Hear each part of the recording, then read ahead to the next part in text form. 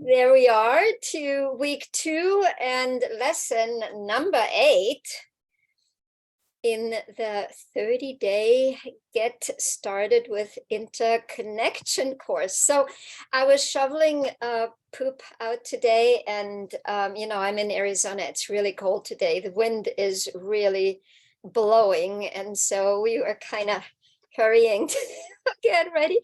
And so I had this idea, what I'm going to start doing next week, because we still have 2 weeks left.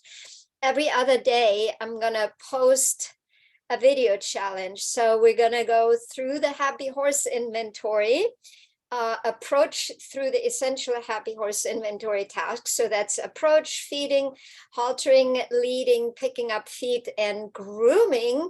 And every other day, I'm going to go in the community and post a challenge. And whoever would like to participate, post your video for that specific Happy Horse Inventory task. So if you participate in each task, then you have a nice little library of what to do and what not to do with your horse. And maybe this will encourage everybody to post some videos, because you're going to see that you really learn the most from the video coaching, because that's where I get to see you, and that's where I get to see your horse and how you interact and what's working for your horse and what's not working for your horse, and the same for you. What is working for you and what is not working for you. I had a student yesterday who shared with me that she changed barns and she has to lead her horses from the stalls to a paddock. And she has gotten run over now 3 times by her Welsh pony, which, they're not that big, but they're pretty powerful. And he is a very dominant and very confident little Welsh pony, and he will not accept his human's personal space. And so I can give a lot of input, and if you're interested in listening to that, it's on my Petra Christensen Facebook page. I did a live about it, because I've had now several students that had gotten run over by their horses before they started my program. And so I felt that it was a really important educational video. But I can give all the steps of, okay, this is what I would do to set myself up for success, right? I would start out in the paddock. I would not have the horse in a stall and have him or her all night there and then be anxious and then try to halter my horse and lead my horse to the paddock. Like, I would leave my horses in the paddock and I would play with the approach and feeding and haltering and leading in the paddock. And of course, the space conversation and the horse accepting us as the lead, looking at all mini and micro thresholds. And last but not least, this idea that we want our horse to be in relaxation at all times, right? So we want to start with relaxation and we go back to relaxation as necessary, so that we can end with relaxation. And that means that we have the basis for our horse to have healthy biomechanics and proper posture, which we really will need when we're riding, because our horse will not stay sound if they don't have healthy posture and proper biomechanics, because by nature, horses are really not designed to carry a human. But in the end, when I see the video between you and your horse and the interaction, I can just give you so many more details that are totally specific for you and your horse that I cannot give in a general post like that. So all you need is your phone and somebody to film you, or on Amazon, they have literally the selfie and tripod stick that I bought from Amazon. It was like $20 and now it's like $17. So you can buy something really inexpensive put your camera on top on that tripod and start filming. As long as you and your horse are in the frame, you are good to go. And then you can just upload it to the community where I can see it, and then can give you the very personalized special advice that is for you and for your horse. And that will really catapult you forward and create that exponential growth when we can look at you and your horse specifically. And don't be camera shy, because everybody will do it. I remember when I applied for becoming a Pirelli instructor, they told me I had to do a 3-minute video. Okay. How hard can it be to be a 3-minute video? Okay. I started at 10 in the morning and I quit at 5:30 in the evening. And the only reason why I quit was because I had no more light in the apartment. And so I played those 3 minutes over and over and over again for over 7 hours. And honestly, I was not satisfied with the one that I sent off. So I totally understand when that red light comes on that, we're a little bit anxious, but the more you do it, the more you will get used to it. And when you start to harvest all the goodies that you're getting from the free video coaching in the first 30 days, then you will gladly film. So this was my little pitch for getting your videos going. And I will start next week with posting a challenge every other day, so we can go through the 6 essential happy horse inventory tasks. And yesterday with Anne's horse Daisy, we looked at approach. And we looked at haltering, and we talked about all those mini and micro thresholds that Daisy has, but also some of the boundaries that we need to set for her. And the tendency that she does have her head up high, that she has tension in her neck area, and that she also tends to kind of let her attention drift away and look to the outside. And those are in general horses that feel the need to still keep themselves safe. And they always want to look at the environment because they don't trust us, the human, to take care of themselves yet. And that's okay, because whenever we use the word yet, that means we're opening up the opportunity for change. And we can step into that lead position so that our horse doesn't have to worry about anymore what's going on the outside, right, in the environment, and over at the neighbor's house, and whether the mail truck drives by or not. That all becomes not important, because they focus on us. They look for us because we become the gatekeeper of their safety and security and confidence, and they don't care anymore what's going on in the environment and on the outside. So that is our goal. So I'm really excited actually about sharing the footage from Daisy today, because I just absolutely love and adore horses like Daisy that are by nature confident, and they think, right? Their little gears are going, and they make suggestion and they try things, right? And then we, the human, we have the opportunity to respond. And a lot of people get irked by a confident horse that thinks, because when the horse doesn't see the human as the lead, they will instigate against the human. And the human can feel that that comes from a thinking perspective, and that the horse is literally instigating against them.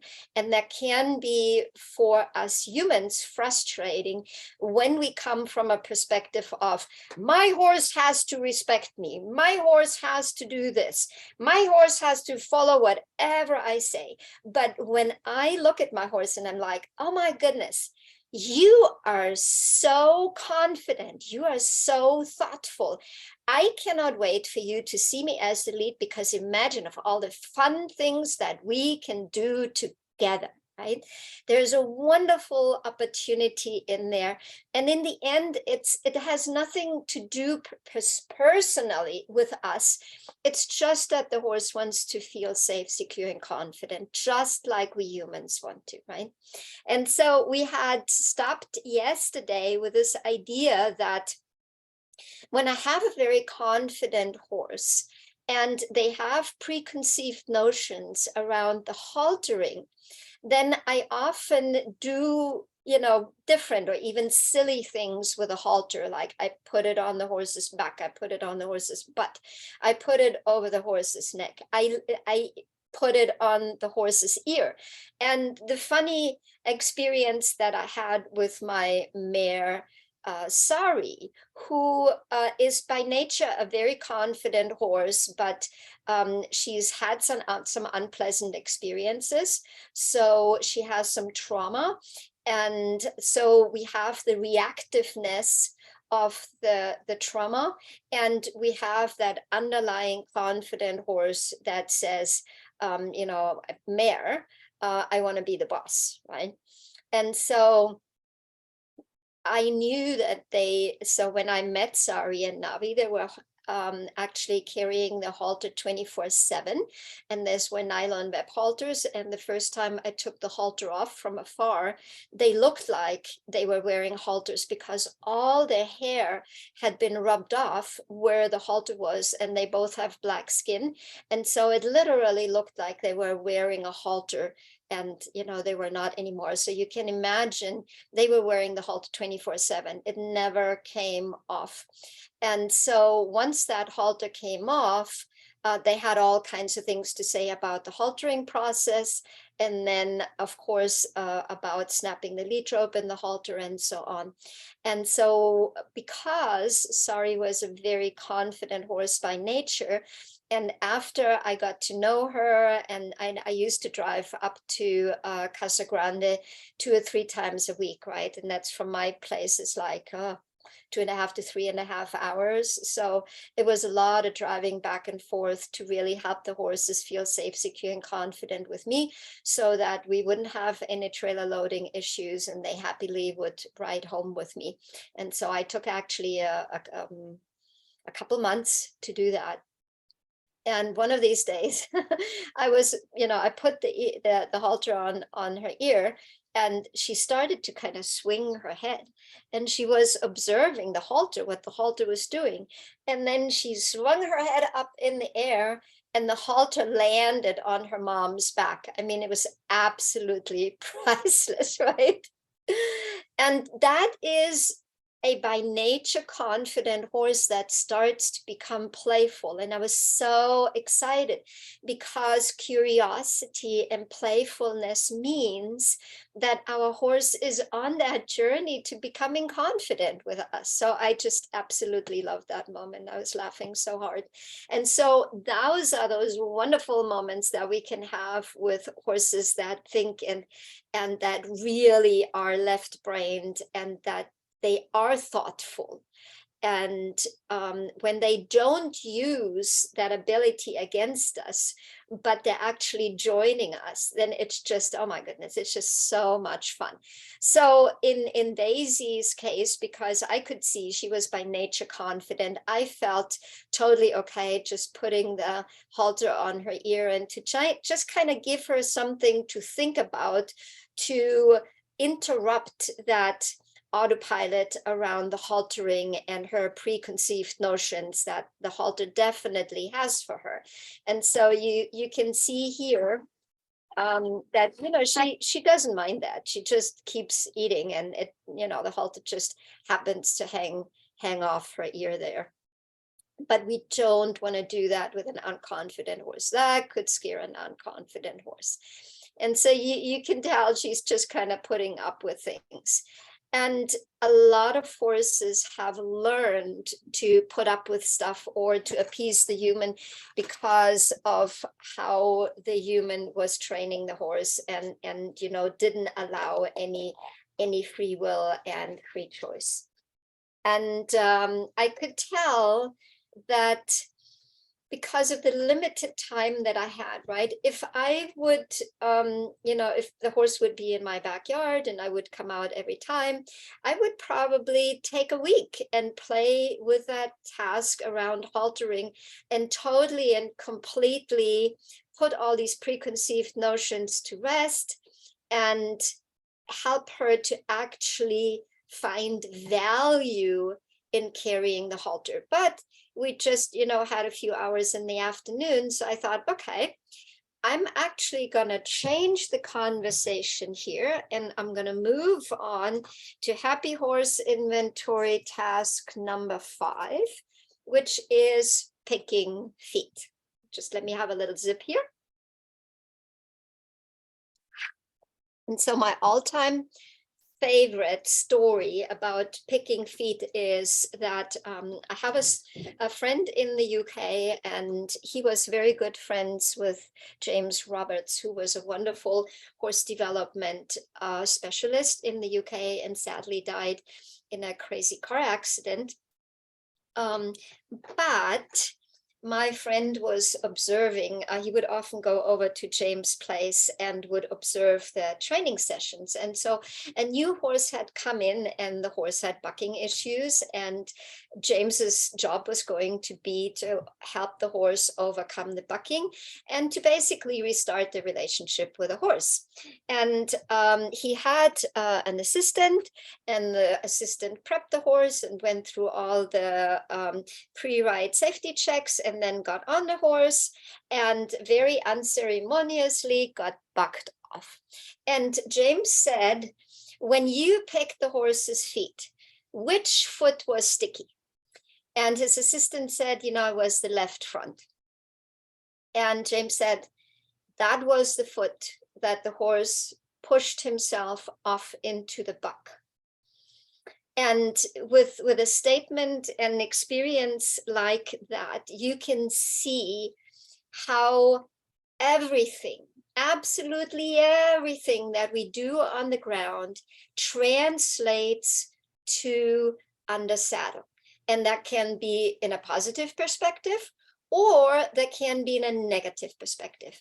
And when we have sticky feet on the ground, then most likely we have sticky feet under saddle. And so when I have a horse that has issues under saddle, I spend a lot of time with this task, because when my horse 150% relents all 4 feet to me, allows me, willingly shifts the weight for me, allows me to pick up the foot, allows me to handle the foot, whether I, just clean it, or whether I put it on the hoof stand, or whether I do equine hanosomatics, and I go through all these motions. Whatever I do, my horse says, here, you can have my foot. Do whatever you want with it. I totally feel okay with you. I know you. I trust you. I believe in you.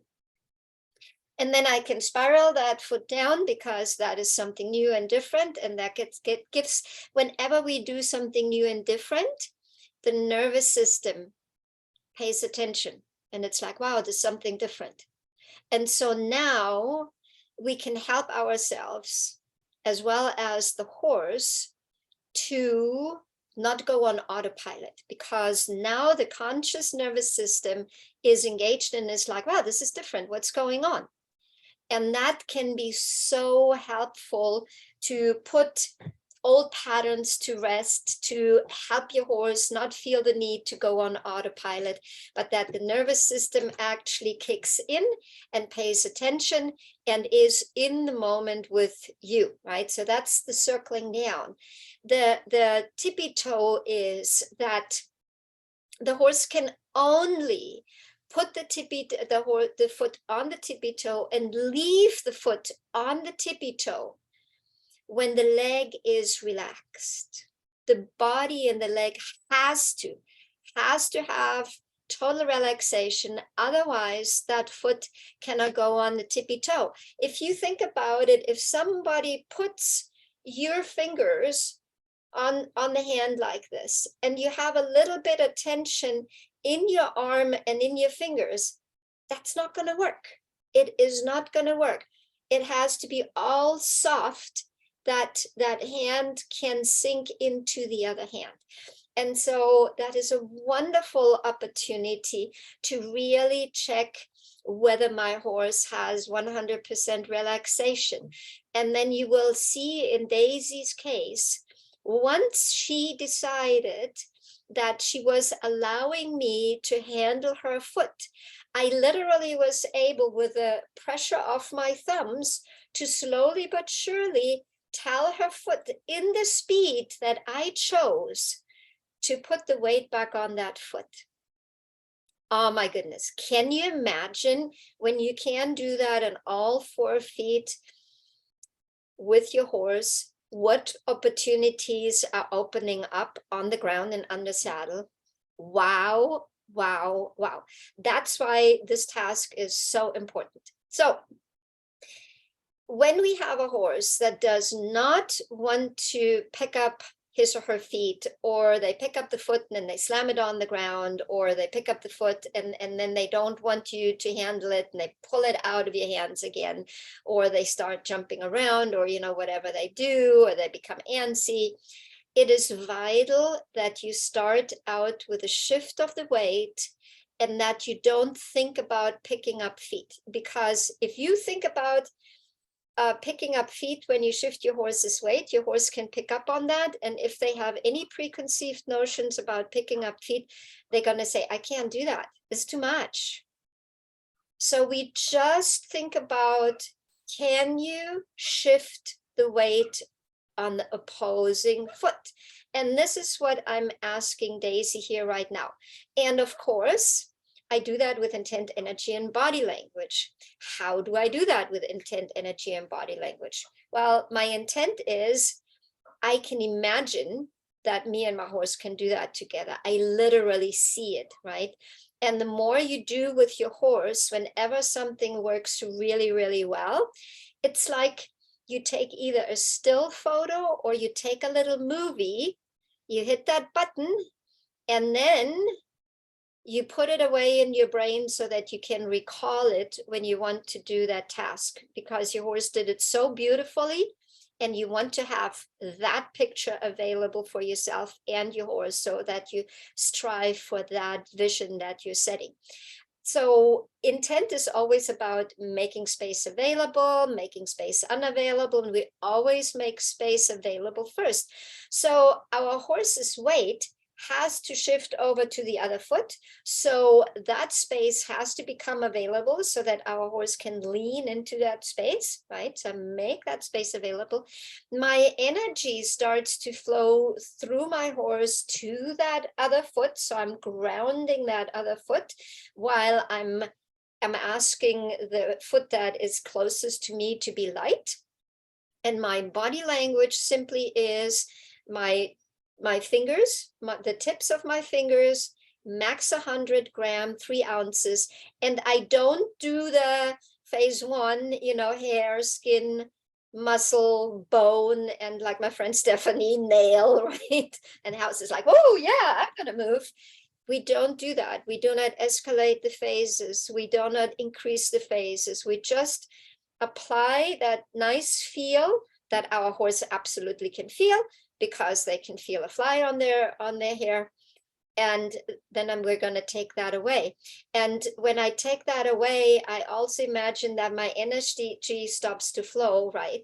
But my picture of what I would like to achieve is still there. Then my energy flows again. Then I use my body language up to 100 grams, 3 ounces of a nice little feel. And it has never taken longer than, I don't know, I had a student, she stuck with her horse for 30 minutes, right? And then suddenly the horse was like, are you talking to me? That horse was so desensitized. And she's like, yes, as a matter of fact, I'm talking to you. And in that case, we were talking about forward motion, about walking. And then the horse was like, oh, okay, well, let's go forward then. And that half hour changed the trajectory of the relationship with her horse, because she was willing to stick there and explain to her horse over and over again, look, this is my intent. Do you feel my energy? This is my body language. Now I'm going to stop with my body language and with my energy, and I keep the intent. I would like for you to shift the weight. And so we reapply that. And it's not about your horse not being able to feel it. It's about your horse being willing to feel it and then make the decision to respond to it. And when your horse is very desensitized, or you have a dull horse that has learned to push into pressure and kind of leans into you, it can take a little bit. But trust me, so far, every student and every horse that I have touched has been able to have that conversation. My student Angel in Australia with her horse Harry, because her horse had broken the farrier's foot and was very combative about his feet, all she asked for 2 weeks was, can you please shift your weight to the other side of the foot? And she did that in the front. And very methodical. I'm asking for the weight shift. Now can you make your foot light? Can I handle the foot? And so over a period of 2 weeks, you can literally start thinking about your horse shifting the weight, and your horse will shift the weight. That's how you can really refine the communication. And so in Daisy's case here, it actually didn't take long, and you can see, it was just one touch, and she put her weight over to the other side. And I'm doing this on purpose, at liberty, because if she feels the need to walk away while I have that conversation, I want to make that available for you. Now, watch what happens once I pick up the foot. So this is nice, right? She's relenting her feet. The foot is now absolutely light, and she's allowing me to handle it. And now I would like to do this little, let's put the foot down and circle the foot down and put it on the tippy toe. And that's where she kept pulling her foot up, and she wanted to have control back and put the foot down, because nobody had ever done that. And so watch her facial expression, right? What she is doing. So she's still chewing, right? So this is not mega upsetting for her, but off and on, she's kind of paying attention, and you can tell that, she's working through the process here with me. And Eddie did not realize that it would have been a good idea to have the back feet in there, but we'll see this in a moment. What she did was there we have it. So see how she is very thoughtfully, she put her right front foot, her right hind foot forward, right? That was the first idea that she had. And I'm still circling. And so now she's kind of shifting her weight back and forth, right? And you can tell she stopped eating, but she's still licking and chewing. She's just like, what the heck is going on here? What are we doing here, right? And from my perspective, we're having a conversation. And I'm saying, would you please allow me to explain that to you? And how do I explain it? I explain it by doing it, right? And so because she kept trying to pull her foot up, I was just stabilizing her foot a little bit. And so she was kind of shifting her weight back and forth. And she was just kind of trying whether she could just avoid that whole conversation. And I'm like, no. Stick with me, allow me to explain you. So every time she was trying to pull the foot away from me, I would put the foot parallel to her belly line, because that is a level when you have the leg there, it's hard for the horse to actually lean on you. You can actually help the horse to shift his or her weight back over to the other side. And when you're stabilizing the leg like this, then I can actually, when I have a horse that would like to pull the leg away from me, I can have that conversation about, can you please just continue to listen to me and allow me to show you what I would like for us to do together. And so in this moment, you can see that her eye got a little bit hard, and her ears are a little bit backwards, right? So that can be listening into me, that can be a little bit unconfident. And so right there, she kind of shifted her to hind feet further under her body, because now she kind of set herself up to hop, right? And I'm like, you can absolutely hop. That's okay. So I'm not saying, how dare you? I'm going to tie your leg up. You know, I'm going to drop your foot and make you run around, or whatever people choose. I'm just like, you can have, if you would like to hop, you can hop. And it would be so much easier if you would just stand and allow me to handle your foot. And so right there, and you can tell she's still chewing, right? So this is not like a horse that is super afraid, that is like, oh my God, what are you doing with my foot? I need to have my foot back. I'm so worried. I'm so afraid. You know, I don't know what's going to happen. She's thinking her way through this, right?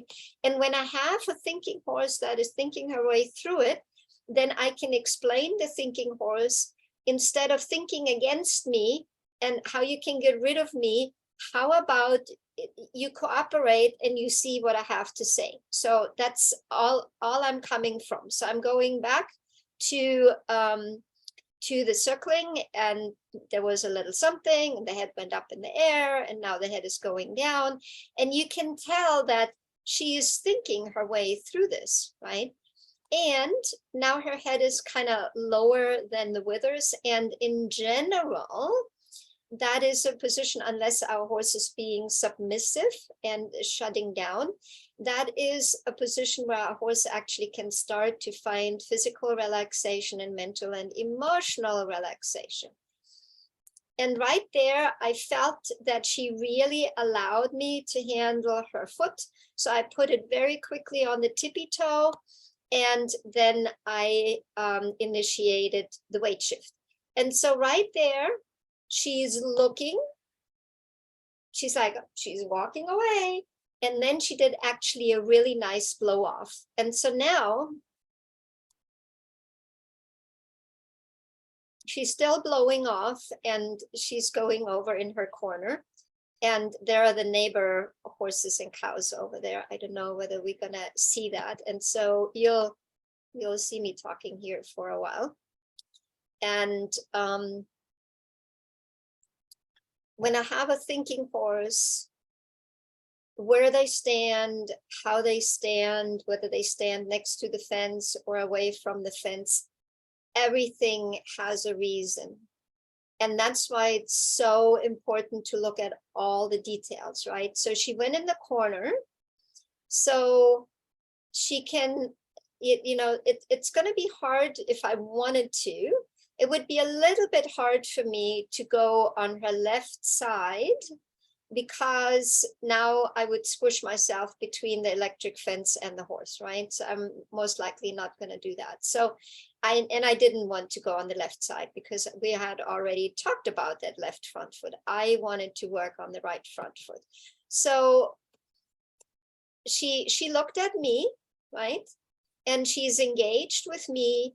Her head is level with the withers, which is a good thing, right? So we don't have a horse that is upset. She's engaging with me. She's curious, right?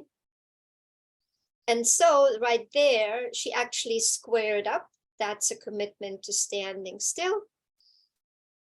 And from my perspective, we're nicely sharing space. I don't feel that she's really pushing on me. She's just kind of checking things out. She's smelling me. And so right there, again, are you okay with me touching your face? And throughout the whole session, she would look over to the neighbor, and there was actually like a fly screen that was hanging off one of the windows or doors, and that was moving off and on. So I was thinking that might have caught her attention, but there are also cows and other horses over there. So it might very well be that she saw something over there. So right here is my opportunity to check whether my conversation on the left side helped my horse understand from where I'm coming from and helped my horse to find more relaxation, because relaxation also means that your horse is not opposing you, right? When your horse is relaxed, your horse doesn't feel the need to say no. When your horse is relaxed, then they don't feel the need to have any oppositional things going on, right? Mental, emotional, and physical relaxation. So her head is a little bit higher than the withers, and she's paying attention to something over there. But overall, soft facial expression, right? And so I'm just kind of hanging out here a little bit with her. And right there, I asked for her to shift her weight, right? And I did it the same way like I did before, intent, energy, body language. And she very nicely actually responded to the weight shift, right? And so right there, wonderful, right? This is a horse that is really now having a conversation with me. She's relenting her feet to me. Everything is going beautifully. She's also not pulling on me. So when you're looking right here, when you're doing the spiraling down to the ground, the first time I have seen that, it was actually Linda Tellington-Jones. And when I was in Germany way back then, before 1995, I actually worked with Linda's top instructor in Europe, Bernd Schmidt. He was overseeing the entire instructor program in Europe. And that's where I saw the spiraling down. And what happened it actually happened with Linda. She had a horse that wasn't shot like Daisy is, but she had her thumbs. I'm just going to find my, there we are, my little annotation tool. She had her thumbs on both sides of the horse's heel. And what happened, the horse slammed his foot down and literally pulled her hand, because it happened so quickly, down to the ground, and now the horse stood on her thumb. So be sure when you make this movement, you see me right here adjusting my fingers. So I asked for the weight shift, I asked for the foot absolutely beautifully, and see how I put my fingers here on the shoe. And then very quickly, I repositioned, and now I am spiraling down to the tippy toe. And look how beautifully she's allowing me to do this. I mean, literally, this can't be better. Do you see that I have 100% control of that foot, how I am bringing the weight back down, right? I'm literally putting my fingers on the heel, and I literally talk to the leg and put my hand on her, not knee, but we say knee, and then she put her weight back on the foot. And so to me, that is just, it can't get any better. So if you're looking for what should this look like with my horse, when it's really, really good, this is what it should look like. And so she's resting there, right? Now she has her hind leg cocked. And this idea that I would like for my horse to be curious enough to pay attention to me. Here we have a little shake, right? And a little shake on the neck can be a little shake off tension. So she actually turned around and she's looking at me. And whenever my horse looks at me, then I want to pay attention to how is my horse looking at me? Is the head way up in the air? Is there tension in the body? Is she looking at me like, oh shit, there's a human over there. I better pay attention because bad things could happen? Or is my horse looking at me and saying, oh, you're over there. How interesting. What are we going to do together? What are you going to do next? So her head was a little bit further up in the beginning, right? Like right here, a little bit higher up, right? And I just gave her a moment, and you can see my body is in resting position. I have my one leg cocked. And right there, her head is actually coming down a little bit and is coming down a little bit. And here in a moment, she's actually gonna lick and chew, right? And her ears are soft, her eyes are soft. She's licking and she's chewing. Her left hind foot is cocked. So that is all about relaxation. So mental, emotional, and physical relaxation in the horse. And I'm actually facilitating more relaxation because she's licking and chewing and she's letting go of more tension. And when our horse licks and chews or yawns, we want to make sure that our horse can absolutely 100% finish that process, right? When my horse is still licking and chewing, I'm not going to continue because my horse is still processing, and you don't want to interrupt that process of processing, because when we interrupt it, it doesn't get done.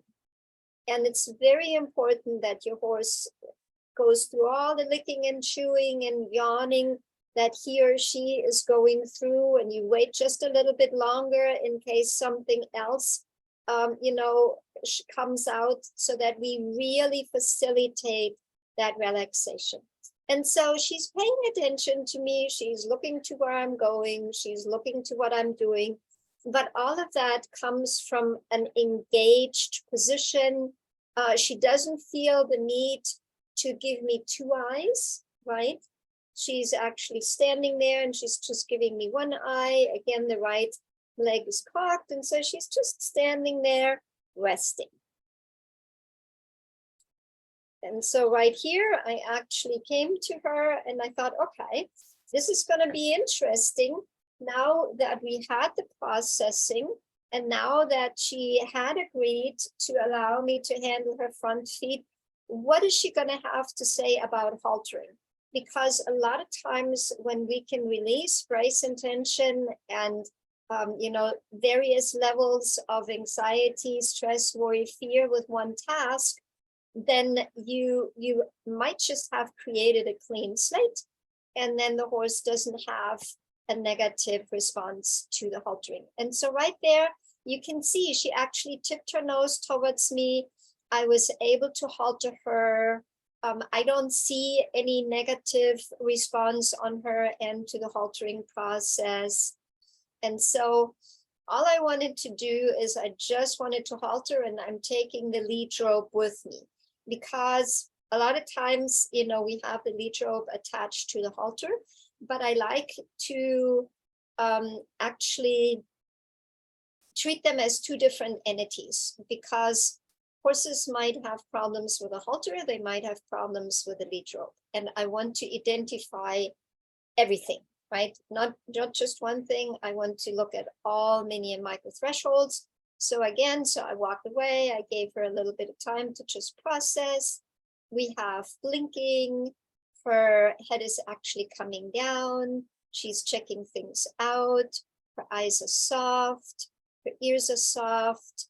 We have the head almost level with the withers, right?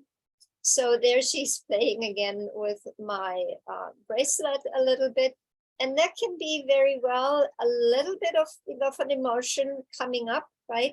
So I never want to make her feel wrong for that. Oh, how dare you nibble with my bracelet? If she were to break the $5 bracelet, so what?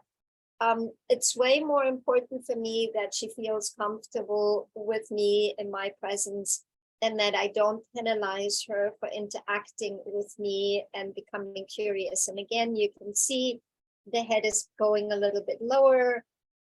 She shifted her weight now to the other hind leg. And when we looked at Daisy in the beginning, she had quite a bit of residual tension in the pole area, and she has almost given that up, right?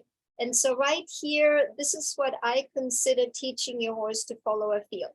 Do you see that I have my thumb and my index finger on the halter, and I close each and every individual finger?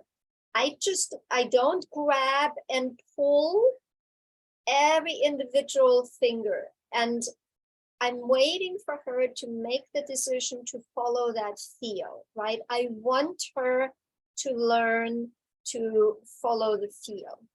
And I want her to feel comfortable with me touching her, right? And so she's not, previously she kind of, put her head up in the air when I tried to touch her. And so right there, she's not doing that, but she's looking a little bit away. So I'm like, okay, I accept that. If you don't want to be touched, I will not touch you.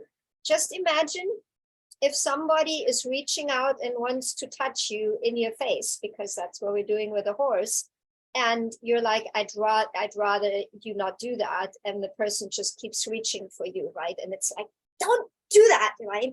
Ooh, it's just, yeah. And horses feel the same. They feel the same. Head level with the withers, she's paying attention, her ears are soft, her eyes are blinking. So that is all very positive. And she's looking a little bit over to the other direction and what's going on there in the distance, but her head stays level with her withers. So it's not a huge concern. She's just kind of looking around. If I wouldn't be talking to the camera, if I wouldn't be talking to the people that are listening, then I would park myself in front of my horse and say, you know what, I'm just going to check out what's going on over there. And so here we're moving on to this idea of, can you follow a feel? And this walking backwards, it's going to be easy for you to maintain connection because you see your horse.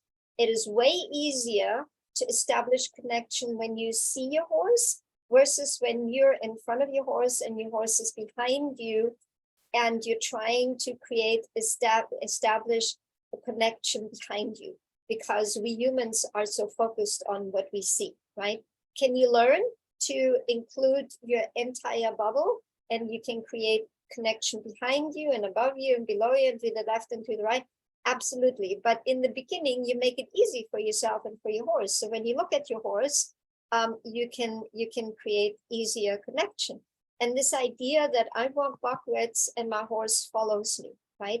And that she follows a feel. So important, right? That she follows a feel. And so I just got rid of the pokey thing there because I had a feeling every time she moved that might poke her in the hind leg and that was uncomfortable. So we got rid of that branch. And I always work with open hands, right? The rope is sliding. I close my fingers individually. This idea of 100 gram, 3 ounces, giving her the opportunity to feel that I'm taking the slack out of the lead rope, giving her the opportunity to make that decision from a place of free choice and free will, right? And so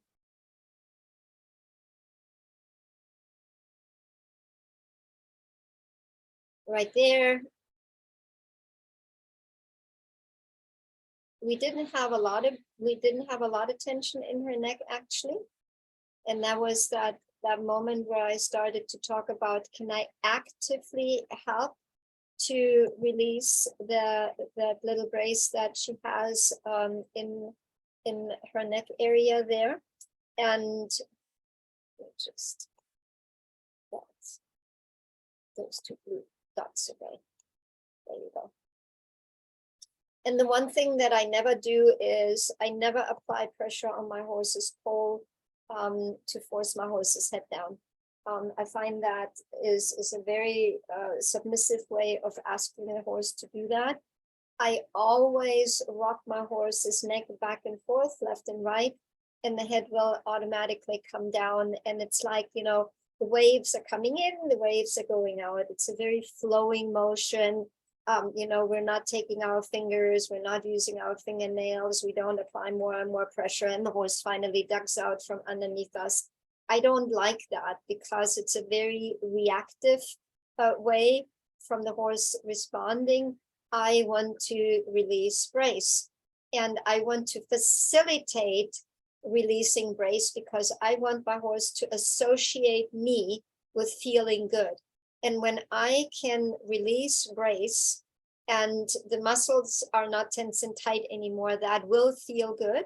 And my horse will associate that with me the more I do it, right?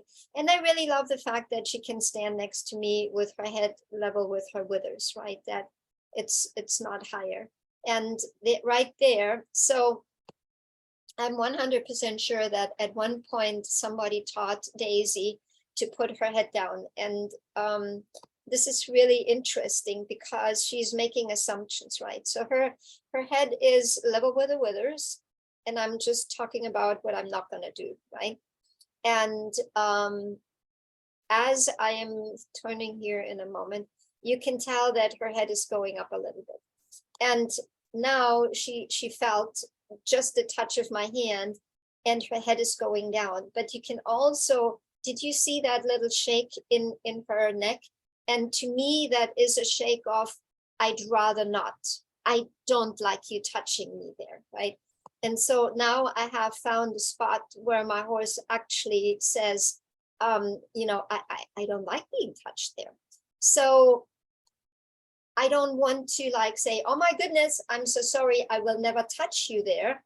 I want to have a conversation about, would you please wait for me and notice that I'm doing this differently than other people have done it before. And guess what? This can actually feel nice. So I'm engaging in a conversation with her, and I'm using my fingertips and I'm using the palm of my hand to rock her neck towards me and gently push her head a little bit away. And so there is a little bit of that tension and the shaking there, right? And I just very, very gently, I literally shift her weight from the left to the right, from the left to the right. And I want to do this really, really softly, right? And so right there, she actually made a decision not to oppose me anymore. And her head actually came down a little bit. And now I just need to get the next video because my camera after 4.2 gigabytes decides that it's going to create a new video.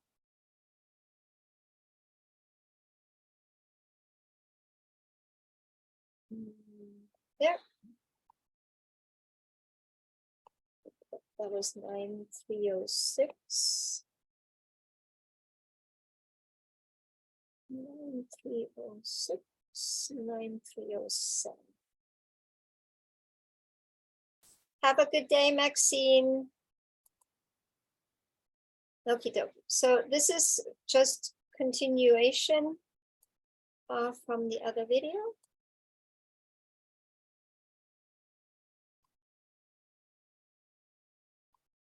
Notice that, there you go. And so to me, that was a little bit different.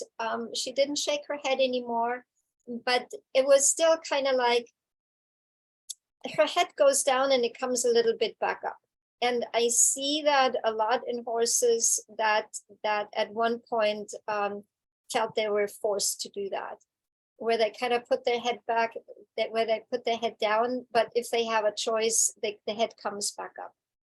And I never ever want to have a good day, Lori. Yes, you can absolutely watch the recording.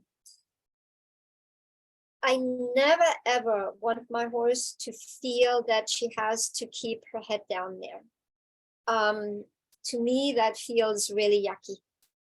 I had an experience where and I might have shared that before, where I watched another instructor who did that, forced the horse's head down. And he said, well, she just has to go through the dark tunnel and she's going to come out on the, on the other side eventually. She's going to shut down a little bit and then she's going to wake up a little again. And was that correct? Yes, it was. But here's the thing. I can do this, and it's just me. Anybody can do this without making the horse feel that it needs to shut down, without the horse feeling less, without the horse being diminished, without the horse feeling the need to go away. We don't have to do that. We can have a lovely conversation about, look, this can feel so good when you put your head down. Oh my God, just stretch your neck and can you feel how nice that is? Wouldn't you just like to have your head down there and just rest and go asleep and not worry about anything because I keep you safe, secure, and confident? I don't know why people choose what they choose when other options are available. I don't understand it. But the option is available to help our horse to release brace and tension in the neck area, without forcing the head down, without wiggling the plastic bag, without pulling on the halter, without using our fingernails behind the ears or anything like that, right? And all of that is a little bit of an autopilot response, the shaking, the head bobbing, right? And so I don't want her to feel the need to do that, right? But at the same time, I would like for her to let go of it. So how can I have a conversation with her that is not necessary? And going through this session with her, I did discover that her muscling on the right side was different, and there was more muscling on the right side than on the left side. And there was also some indentation in the muscle.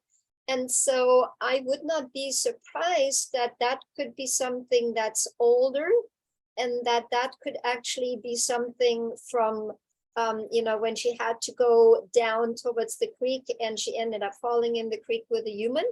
And that there might be either a memory of pain, right? Because a lot of times, we humans are the same. If we were ouchy somewhere, then we get defensive of that area and we're like, oh, don't touch me there, when it's already healed up, right? Or I remember when I was a kid, the neighbor's dog, he was completely, totally healed up and he was still running around on 3 legs because he had gotten used to that. So right here, I noticed that she had a little bit of tension in her mouth area. I felt that she was holding on to her tongue. And I just released that to see whether, if I release that tension, whether she would allow me to have a conversation around her, around the neck, right? And so there you actually can see, I can put my hand over her neck. She doesn't feel the need anymore to shake her head up and down. That is a conversation where I'm getting very, very careful, because on the one side, see how I very gently, I don't even hold the lead rope anymore. I literally just use my hand and take a little bit of the slack out and see whether I can guide her head back towards me. And it's all coming from a perspective of, are you willing to have this conversation with me? I'm not going to make you, but I would like to explain to you that bringing your head down, relaxing your head low, staying in that position, you don't have to worry, right? And this is footage that you've already seen that I shared on Sunday, where we talked about that following a feel. And again, going backwards, following a feel, spiraling backwards, that is your preparation to your horse circling around you, because we're establishing the correct bend, and the focus on us, right? I'm the center of the universe. When my horse goes around me in a circle, I'm the center of the universe, and I would like for my horse to slightly be bent towards me and pay attention to me, and that means that they're going straight on the circle. Okay, so I'm gonna put a stop here to the footage, and Stephanie says, great video. Juliana says, I agree. Excellent stuff here. Awesome. Wonderful. Yeah, yes, I think this is just golden nuggets. You know, every split second we see something else that is just so valuable. So does anybody have any questions regarding this video, or anything else that is burning on your mind? Of course I do. Yes, good for you. Yeah. I just realized when you were walking, when you were facing her while you were leading, that changes the whole dynamic of turning in either direction. Yes. There isn't that, especially when you want to turn to the right and you're walking in front, but the horse is on your right. I find a lot of times, you know, they want to pass you going the other direction, and I'm always having to hurry up and get in front of them to make that right turn. But I see now that being in front and walking backwards, you're not on either side. You're in front. You can be on either side, but they're going to bend rather than push against you. Yeah. And to me, that is just, I've just found that.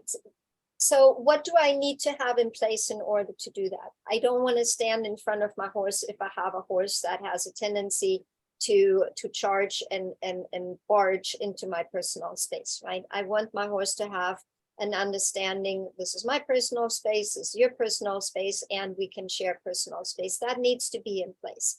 But in general, this idea of me leading by walking backwards and inviting my horse to come to me and with me, to me, is such a nice way to create connection, to help my horse follow a field that is mental, emotional, and physical, right? To create that bend that we want to have, that correct bend, and that can you know, then turn into circling, because we can walk with our horse and we can go spiraling backwards with our horse, and then we can ask our horse to walk around us, and then the horse is circling. And how many horses have you seen that are in the round pen or are on the lunge line, and they look away from the human, and the horse, all they can think of is, I wish I wouldn't be here? Because that's what that means. When they look away, they're like, I wish I would be over there. I definitely don't want to be here. So I want my horse to look towards me, and I want my horse to say, hey, I love being here with you. This is awesome. Why would I want to be over there? This is great. I love doing this with you. And so we can establish that. Especially with a horse like Daisy, who is confident, but she has some concerns, right? That is a very nice way to invite her to follow out of free will and free choice, especially when we don't pull and prod and make things happen, but we do it on her timeline. And you could see on Sunday that over a period of just a few minutes, she was actually very willing to follow and to take on my pace, right? And so I find that a very valuable exercise, especially because I want my horse to do it out of free will and free choice. And what later on we're going to add to it, and for you mentorship students, you know that because we've already talked about it, this idea that we start to put our arms out, and that it becomes this invitation of come here and allow me to give you a hug. So I start out with my arms here, and then my arms come closer and closer and closer. And eventually I want my horse to come to my belly button and have his or her head either left, it depends on their size, right? Like Sari and Navi, they're 16-3 hands. If they would have their head level with their withers, they would be, above me, right? So they really have to bring their head down. And this idea that our horse is willing to put the head down, that our horse is willing to share that space again, we have to have the space conversation in place. I can't have that with a horse that pushes and prods on me. But when my horse is sharing space, comes to me, stays at my belly button, their vision is restricted. So they have to trust and believe in me to stand in that position, to lower their head into that position, and to allow me as the predator to bring my arms around and hug them, right? Because the predator could also then go, and take the final bite out of their neck. And so that is such a wonderful trust exercise, but we're not micromanaging the horse with a cavesol or the halter. We're not holding it short, because there are people that do this exercise, but I have yet to see somebody that does it out of free will and free choice. They all micromanage the horse in the position, and they teach the horse that they cannot have their head anywhere else but here, right? And again, to me, that just creates a horse that is mentally and emotionally braced and doesn't create connection. It creates a submissive horse and a little robot that does what you want them to do, but not out of connection. But when the horse decides that, yes, I feel comfortable having my head on your belly button, I feel totally fine with you hugging me and being so close, right? Because this is a trust exercise from the horse and for us, because we are in close proximity. Our horse could run us over, right? Our horse could start shaking the head and could hurt us, right? So this is a trust exercise, and we need to have things in place to do it. But when we're there, when we have that connection with our horse to do that, oh my goodness, how powerful it is, right? And a lot of horses, when they get to that point, they exhale into that position and like, oh, finally, I can trust and believe in you, and I can feel safe right here.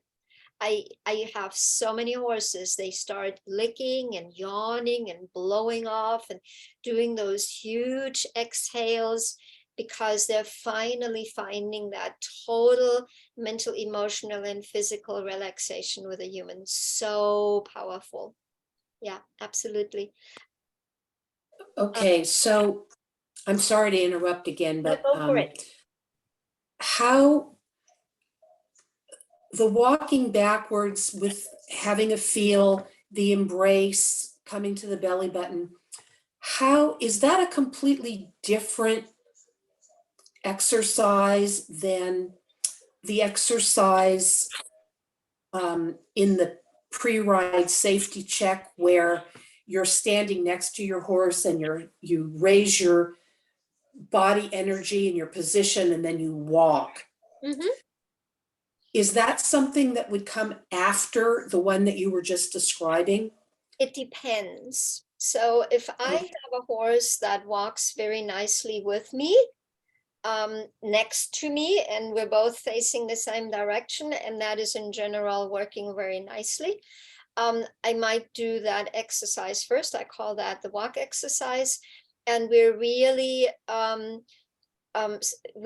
honing down on harmonizing with our horse harmonizing with us, making larger steps, really pushing from behind and looking for that healthy posture and proper biomechanics within the walk exercise, right? I have a whole, and I might just upload that, because I have that whole checklist for the walk exercise, right? So that's one exercise, and it has its purpose, and a lot of times we can really create some wonderful relaxation with just that exercise. I had a student come from Oregon when I was still in Colorado, and she brought a little Mustang mare, and she brought a huge, big warm blood. And that warm blood was very confident, and those two were kind of butting heads.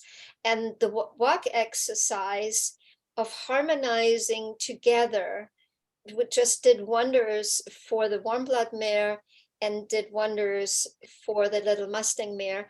And in her case, we did it at Liberty. And so this idea that both horses, the Mustang mare had fear issues, and the warm blood mare she was super confident, and she was very dominant, and she was constantly opposing her human, and the human responded with butting heads with her.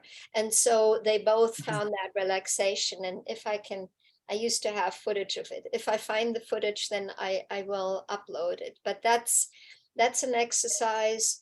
The spiraling backwards really is an exercise to create that trust and that belief on both sides, to follow that feel, to really create that connection, and to also create the moving straight on a circle, right? This idea to have the correct bend.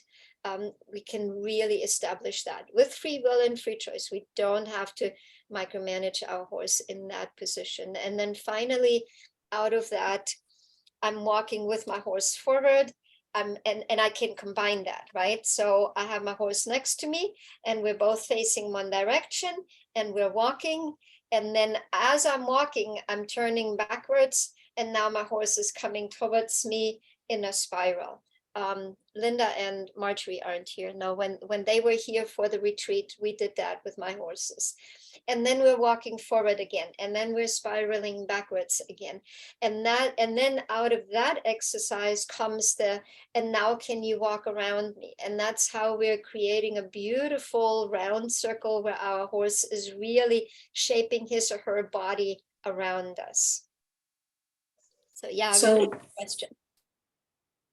With Tough being the confident and dominant guy that he is, yeah, when we're practicing the walk exercise and he stops, I think what I'll try then is to turn around and go at it a different way, because what I find is that I'm wanting to become more dominant with my stick. When he stops. We were talking about raising the energy, and I'm jumping around like a monkey with my stick going, and I'm trying not to hit him, but I'm going, come on, we're going, and he's just sitting there going, no, I'm not going to do this. And so I'm thinking maybe the turning around and the spiraling will be a different. Totally try that with him. Yeah. Okay. Yeah, absolutely. Okay. The other thing is, good. I'm walking with my horse, and my horse understands we're walking together, and I have a very confident horse, and and like, for example, Tough, and it's like, okay, I'm changing the conversation, we're going to stop now, or I'm changing the conversation, I'm going to pass you now. I have two options, right? I can either say, okay, look, you agreed to the suggestion, now we're in it together, now we're the herd of two, and when I feel my horse slowing down, I add a little bit of extra energy with my stick, and I say, are you noticing we're walking in this kind of walk energy, right? If my horse were to pass me, then my stick might come in front of me and saying, are you noticing we're walking in this kind of walk energy? We're not walking faster, right? And I can give my horse a reminder to stay in the idea that he had agreed to, right? And I sometimes gauge that. And like you said, sometimes we can simply change the conversation a little bit and say, okay, if I keep going backwards, can I get a different response from my horse? Is my horse more willing? Is maybe my energy walking backwards and looking at my horse a little bit different, so my horse has an easier time following me? So this idea of that we have the license to experiment, right? That is really, really vital. Absolutely. Yeah, good question. Okay. Thank you. And Anne was saying, how big of a circle do you make the spiraling of the hoof going down? So in general, I imagine where the hoof should stand, right? If my horse would put the foot down, and I literally make a circle around that spot. So it's about the size of the hoof and just circling around that spot.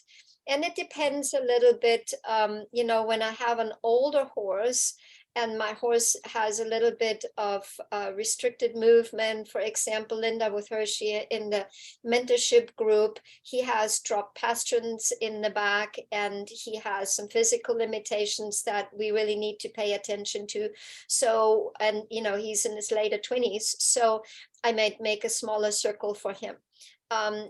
And I can also start out with very small circles, and over a period of time, every day I just make that circle half an inch bigger and half an inch bigger. And I can help my horse with more mobility, right? Because one of the things with Hershey, what we're actively working on is he has a very straight body because of his dropped pasterns.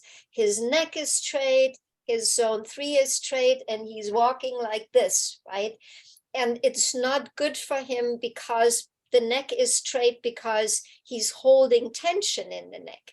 And so we're actively helping him to release the tension in the neck, to bend a little bit more, to do that spiraling backwards, to do the spiraling down on the ground with the foot. But we're adapting it to what he is capable of doing, right? And if you're ever in doubt, make sure that you check in with your vet or you with your favorite body worker, chiropractor, whatever you have, that you make sure that you stay within the limitations of your horse. Absolutely. You're welcome. Good. This is one of my favorite footage and subjects because it's like, oh, I'm picking my horse's feet, but oh my God, this is so powerful. People don't understand the power in this exercise and how many thresholds you can just melt away by really helping your horse to relent his or her feet to you. I mean, I've had horses where I did this exercise and all the other problems that the student came for, it went just plop, plop, plop, plop, plop. Everything went in place because the horse agreed that he or she was willing to relent his or her feet to the human. And then that brace was gone. And because that brace was gone, there was nothing to build on when it comes to a brace, right? Because a lot of times one brace is here and the next stacks and the next stack, and then we have this tense and tight horse.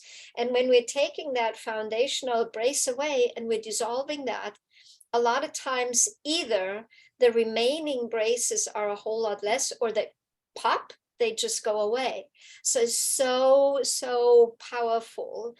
And stay within, your own thresholds and your horse's thresholds. For example, I have a student that long time ago, her friend's horse picked up her leg and actually broke my student's jaw. And this memory of the leg coming up and hitting her and breaking her jaw is still there. So the first thing that I would do is I would find myself an EMDR consultant that can help to put that memory to rest and reintegrate it. So we're not pulling it from the past into the present and holding ourselves back and creating a fear issue in ourselves that doesn't need to be present anymore, right? And the next thing is, if I had bad experiences with my horse picking feet, like in Angel's case, Harry broke the farrier's hand, right?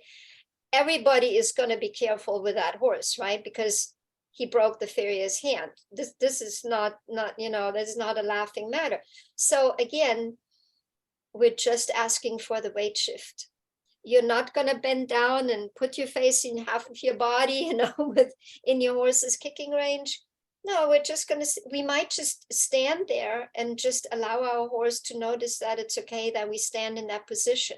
Sometimes we have to do the tiniest little movements and break our own patterns down to mini and micro steps so that we can do it in a way where the horse can say, yes, I'm going to stand next to you. Horse says, okay, I can do that. How about I'm going to turn around? Still can do that. How about I put my hands on your shoulder? Still can do that. How about I with my intent, energy, and body language, I ask you to shift the weight over? Still can do that. And so we're breaking it in these tiny little steps where it's so easy for the horse to say yes to, versus, I'm going to be down here and I'm going to wrestle your foot up, whether you want it or not. So Yeah. be conscious of these steps for yourself as you need to address your own thresholds. And if you're ever in doubt, ask, right? And you can always send in a video and we can always, have a look at that. And Kayla was saying, when you are leading a horse that wants to pass you, how exactly are you using the stick to remind them to stay with your pace? I have been instructed to take the end of the lead and pop Rio directly in the chest, which I just can't bring myself to do. Yeah, and that can be also just ineffective. Why does my horse want to pass me, right? That's the first thing. In general, when my horse wants to pass me, they want to walk faster than I'm walking, right? So now I need to look at, okay, what is the reason for that? Am I 5 foot like me and I have those tiny little steps and I'm dealing with an 18-hand horse and he has big steps and nobody has ever taught him to slow his steps down for the human, right? Or do I have a horse that has a certain amount of anxiety and they can't slow down and now they're just kind of rushing forward because they have that heightened adrenaline in their body? And I have a feeling that that is probably what's happening with Rio, right? So when I have a horse that has a tendency to pass me, there are certain things that you can do. For example, I can allow my horse to pass me and I turn around and I walk off in another direction. So I'm not making my horse feel wrong that he passed me. I'm not going to say, no, don't do that. And I give my horse something to lean into. I'm just going to say, changed my mind. I'm going to go over there. And when we're doing that, and every time our horse passes and we're changing direction and our horse ends up behind us, and just the fact that you're changing direction and your horse actually has to disengage his or her hind end, that can help the horse to find relaxation, to slow down, and to go from a kind of reactive mode into a thinking and slowing down mode. I would also look into when my horse has a tendency to pass me, he has a tendency to push into pressure. Like we've seen with Ziggy, when he passed Marjorie, then Marjorie would pull back on the lead rope and he would lean into that and even go faster and now literally take his human for a walk, right? And I talked about that with Jill today, who had the horse that, ran her over already 3 times. How scary is that? Oh my goodness. The fact that when we have a horse that pushes and pulls into pressure, then we really need to look at that as a root cause, because if our horse doesn't follow a feel, then there is actually below the leading, there is something missing. Horses by nature push into pressure. If the mountain lion jumps on the horse's back, the horse rounds his or her back and pushes into the pressure. When you tie a horse that has never been tied, what are they going to do? They struggle and they pull backwards, and some of those horses might even break their neck because they don't know that if they make one step forward, the pressure stops. They don't know that. So we have to teach them. So I might have to teach Rio to follow a feel. If he has a tendency to be very anxious and to be very quick, most likely he has residual tension. And when a horse has residual tension, then we're never down here at ground level 0, total relaxation, but we always start here. And then something tiny little happens and suddenly we're up here, because our horse is never truly 100% relaxed. And from everything that Kayla has been talking about with Rio, I have a feeling that that's probably what it is. If I remember right, he's also an off the track thoroughbred. So all of these horses that come off the track have residual tension because of the way they're being treated and the way they're being kept and the way they're being trained. So we really need to help them to let go of the residual tension and find that homeostasis that then they can operate from. If I'm out and about and my horse suddenly gets antsy because he sees other horses, or the mail truck came by or something like that, if I have a fence, I can, with my stick and string, make the space in front of me unavailable. And then my horse has the fence here and the space in front of me is unavailable. And I literally just use my stick like a windshield wiper motion, and my horse learns to stay behind me. Some horses will try to push through that pressure. Why do they do that? Because they're like, that doesn't mean anything to me. I can just push through that. What does that mean? It means that we haven't found the level of attachment that our horse has to push through pressure.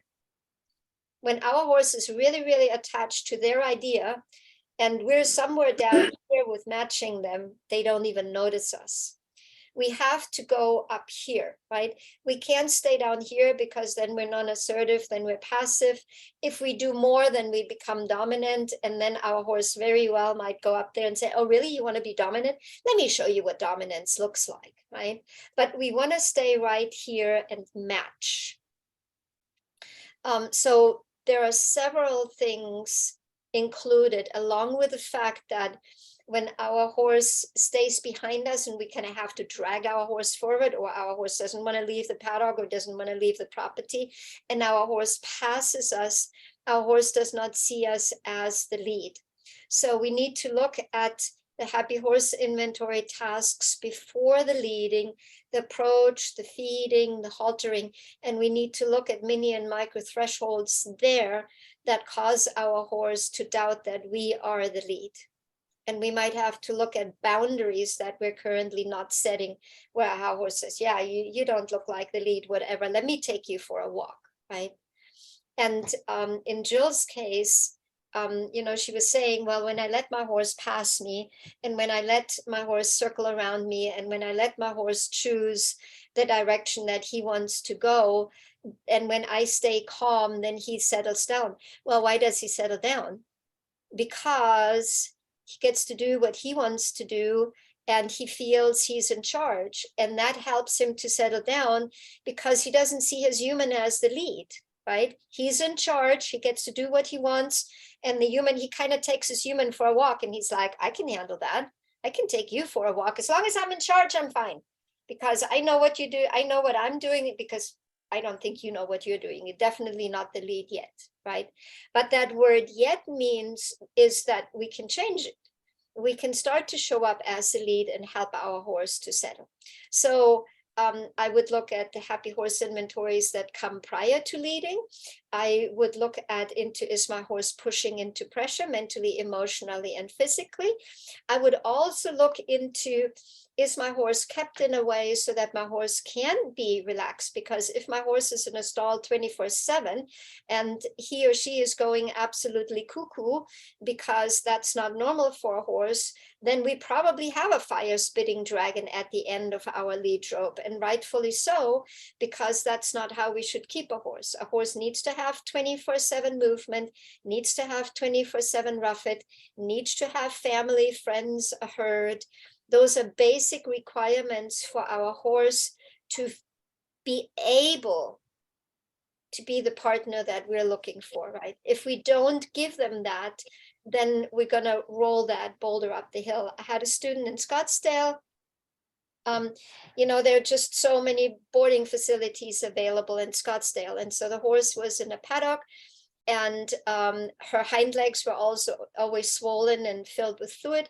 So she got the biggest paddock, and the paddock was next to the riding arena, and the owner agreed that whenever nobody was using the riding arena, that her horse could, the gate could be open and her horse could go in the riding arena.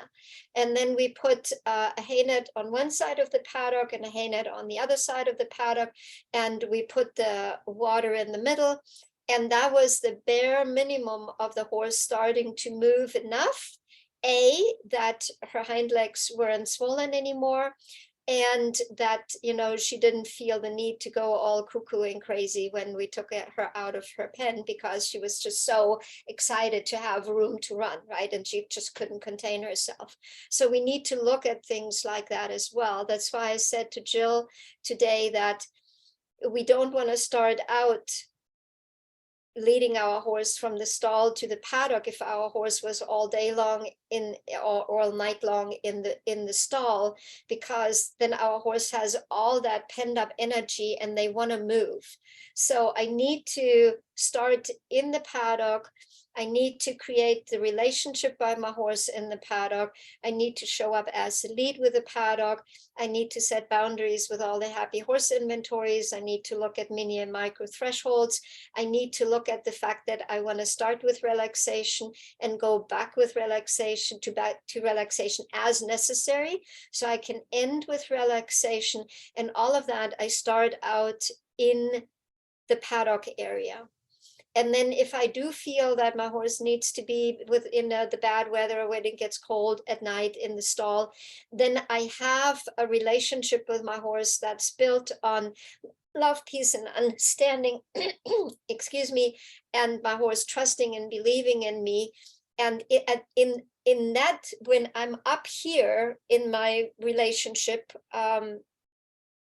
building blocks, right? Then I can say to my horse, you know what? I know you're really excited to go out, but right now you need to slow down and you need to walk with me. And my horse will say, okay, I'm going to walk with you. And I'm going to wait, and we're going to open the gate, and I'm going to have good manners, and I'm going to turn around, and I'm going to wait until you take the halter off, and then I'm going to slowly walk away. And then, I'm going to do all my yiha that I want to do. Juliana said she needs to go and has to go. No wonder we've been here for 1.5 hours. So I hope, Kyla, that helped you. Make sure that you take advantage of sending the videos in, because then I get a good feel of who Rio really is. And we can really help him find relaxation, let go of that residual tension that I'm sure he has, just of the background that he's coming from. Okie dokie. Yeah, thank you so much for being here, and everybody, thank you so much for being here, for hanging out with me. Tomorrow we're going to look at the pre-ride safety check in the round pen, and we did that at Liberty, and I was really, really excited to be able to ask for a walk and a trot and a canter, and even introduce rhythmic motion with Daisy. So that's going to be a really good one to watch. And so Kayla says, so my first interaction with Rio is always the leading. He's turned out in the biggest paddock, great.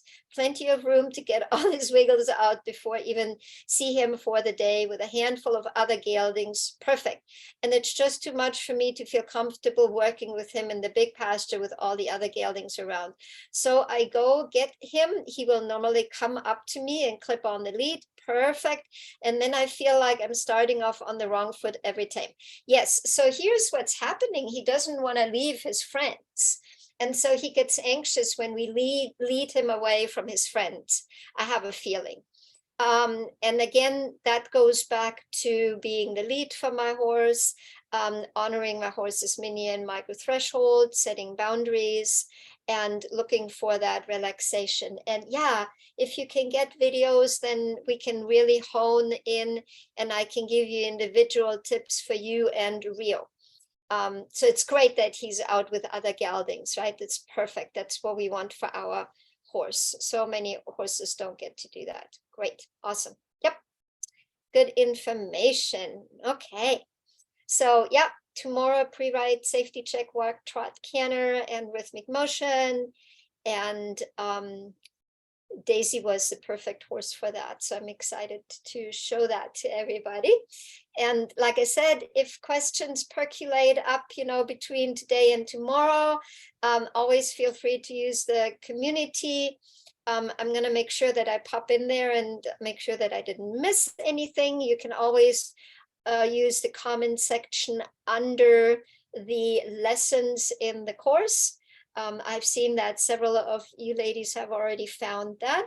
And then, like I said, next week, I'm going to start to add these challenges for the 6 essential happy horse inventory tasks to post videos. And one person will have to go first and will have to be the brave one.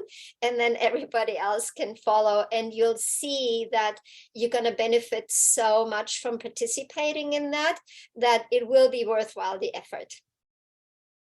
Okie dokie. As always, be blessed and with lots of love, because love makes everything better, including our horsewomanship. Thank you so much for the heart, Stephanie.